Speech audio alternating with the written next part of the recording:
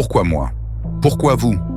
60 ans, c'est une éternité pour porter seul le poids écrasant d'un secret sans jamais oser le partager avec le monde extérieur. Aujourd'hui, un vieil homme à l'accent européen marqué brise enfin ce long silence pesant, livrant les fragments de son histoire tourmentée à un jeune homme qui se demande encore pourquoi il a été choisi pour recueillir ce témoignage si crucial. Au départ de ce récit, tout ressemble pourtant à un véritable conte de fées. Son père leur a offert une enfance magique et lumineuse, créant un univers protégé où tout était tout simplement trop beau pour rester enfermé à l'intérieur des murs de la maison.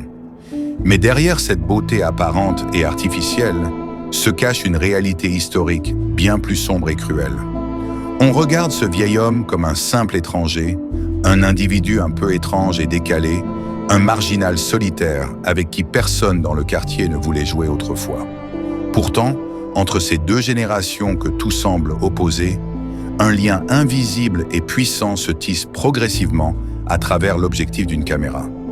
Ne t'arrête surtout pas d'enregistrer maintenant, car la vérité brute éclate enfin au grand jour. L'homme raconte avec émotion comment il s'est retrouvé un jour face à face avec l'horreur absolue. Le camp de la mort d'Auschwitz, une épreuve indicible qui marque une âme pour l'éternité.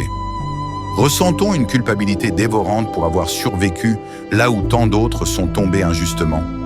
Peut-être. Et maintenant, dans l'intimité de cet échange, c'est aussi au tour de la jeunesse de parler de ses propres failles. Le sentiment d'être différent des autres, le poids insupportable d'avoir commis un acte impardonnable. L'aîné écoute avec sagesse, lui qui a eu une place aux premières loges pour assister à la fin du monde. Il sait que malgré la douleur, ce n'est pas encore la fin pour son interlocuteur.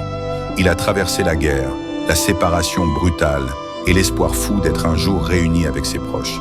Cette culpabilité l'a rongé, le transformant finalement en cet optimiste résilient. Stephen Lang livre une performance bouleversante sur le pouvoir de l'espoir parmi les décombres du temps.